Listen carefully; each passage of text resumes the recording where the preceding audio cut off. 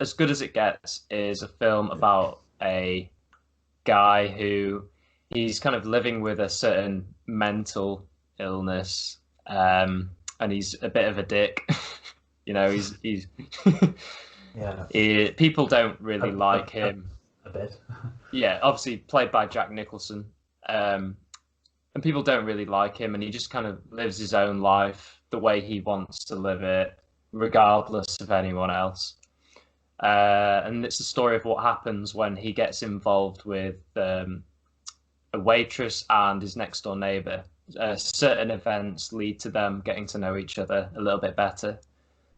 And then the story goes on from there. And what I obviously, the first thing I'll say about this film is the acting is just next level. It's so good. There's like one scene with Helen Hunt in the kitchen of her house where she's like breaking down about her son, and it's just next level acting. Jack Nicholson.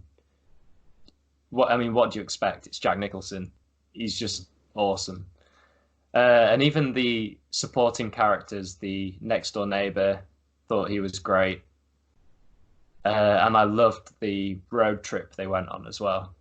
Yeah, And it's a real story about these all these three characters who they're each struggling in life in their own certain way, and it's about how they come together, and they they really kind of the relationships they build with each other help their lives in a certain way, and it's really fun to see that character growth throughout the film. Hans Zimmer's score, that was really nice. Obviously, huge Hans Zimmer fans here, and that's one I'd not listened to, so it's very good to listen to new Hans Zimmer during a film. Always gets me a bit excited. yeah. But yeah, I thought highlights as well with the script. Um, yeah, the script, the characters, the acting, the music. It had good emotional payoffs throughout the film. So yeah, I think overall I'd give it maybe, I don't know, like a 7.1 out of 8. Fair. uh, Yeah, yeah, no, it's definitely one I'd want to revisit. yeah. Um, and I didn't know anything about it, which is why I've kept this review quite vague. But we can get into spoilers a little bit now. And Yeah. actually, if you want to talk about why you picked it first and what you liked about it. Oh, okay. Well, I picked it first and foremost is because I know that you're a big Jack Nicholson fan, um, and that when I watched it, I thought that it was just an incredible performance from him. Yeah, Um, just as good as anything I've seen of him. And also, as you say, like just the acting of it and the fact that it was the three people with three completely different lives that somehow they start off in one place and they're going through their own battles, and then they end up somewhere where you think of what they're like, what's happened at the start of the film, and then you yeah, look at what at the end of the film, yeah, and it's almost like it doesn't feel forced either, does it? Like it never feels like that this wouldn't unnatural, you yeah, know, yeah. because It's like where you see realistic. Yeah. Helen Hunt's character and the way and what happens with her, which we can talk about more. Hmm. But you're thinking how is this going to turn around? Hmm. Like, because this guy is, as you say, he's like kind of despicable. Like he's just got real issues with people. Hmm. He's like a real like isolated person. Yeah. He just doesn't really care for much company, and we can talk more about his kind of routines and things as well. Hmm. Hmm. Um, because there's a lot going on with him, isn't there? Yeah. There's so many like Okay then. things. Do you wanna switch to spoilers now then? Yeah, come on. What's going on with him then? Well, the main thing is just OCD, Yeah. really, and that you know, it's the cracks in the pavements and all those things, and the fact that he goes to that diner, and there's this scene, you know, whenever he goes and he always wants to sit in the same spot and order the exact same thing every day. Same waitress. And the same waitress and everything. And if anything's different, like the time where he just stands there and he orders people to get up and move, like some people are in his seat. And the thing is, sorry, go ahead. No, it's just that's all right. Go on ahead. I was just going to say that people don't realize that he has OCDs. They just think he's a massive like just a complete like horrible person. They think he's just coming there to ruin their meal. Yeah. But obviously you then sympathize with him, because then you're thinking he can't help it, but maybe he can. You know, yeah, exactly. Yeah.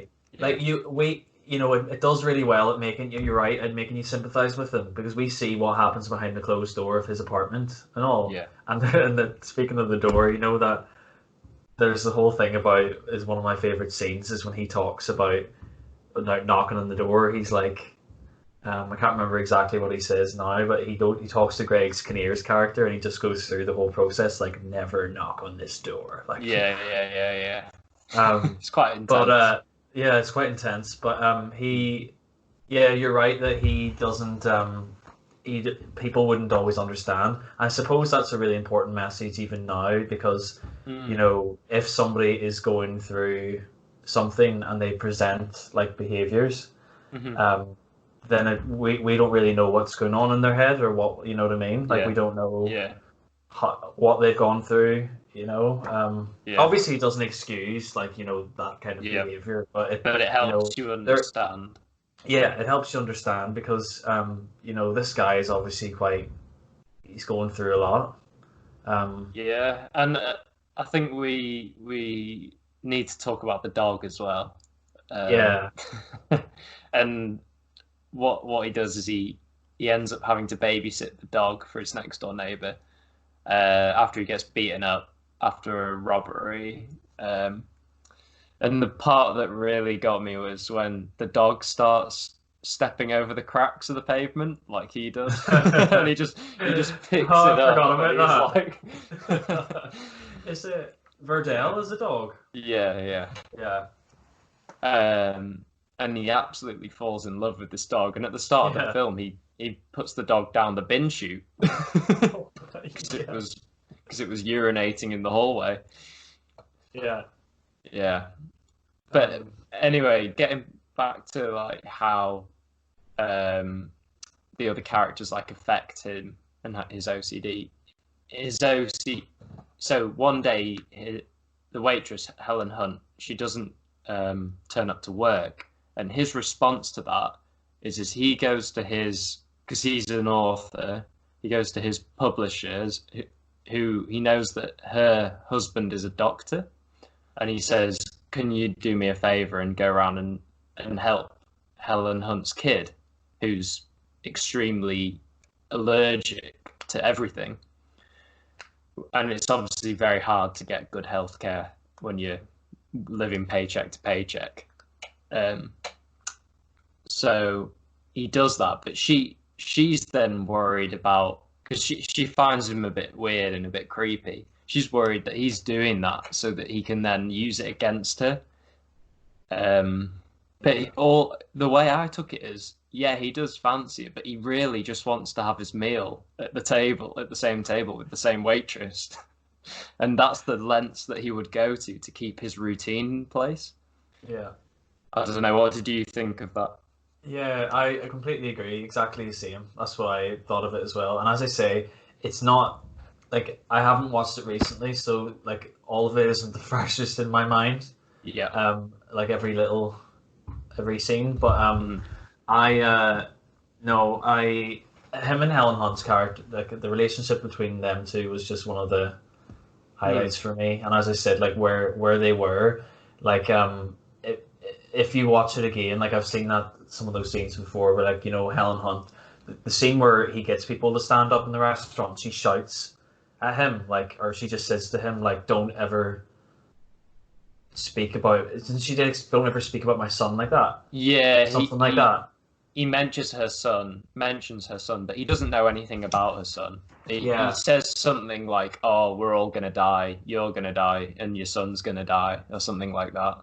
But he was saying it in a way that he just meant about life in general. But she was like, "No, no, no. My son is potentially could die. yeah, Just shut yeah. up, shut up, That shut up." it triggered Yeah, her. It really just made her just like all of that yeah, fear and like anxiety she's feeling about her son. yeah, She's just like, I don't want this like ass like giving me about this about my son right now. Like, I'm just trying to work and live. But no, yeah, yeah, and the whole story is quite tragic and heartbreaking with the neighbor. You yeah, know, he's the third piece in their kind of triangle. yeah. Well, He's so important. he's gay, and Yeah, he's definitely getting a lot of hardship from yeah, that. A lot of dealing with sexist people, not sexist people, homophobic people, yeah, including Jack Nicholson. Um, yeah. uh, and then he gets robbed and beaten up nearly to death. So it's he's at the bottom, and Oh yeah, the only person he has to talk to is his next door neighbor, the OCD guy that hates him. yeah, yeah. he He's on doesn't a have his real. he doesn't have his Yeah. parents because his dad doesn't like the fact that he's gay. Um, so it explores some really deep themes. Oh yeah. Yeah, yeah, And each character of the three, like they all like are really really complex characters, and they mm, do all explore really unique different themes. Like the mum worried about her child's health, and like the obviously mental health, the OCD, and yeah, then there's the homophobia and like prejudice and yeah, yeah, just and how beautiful is it that the three people then, as you said before, like they unite in their struggles and yeah.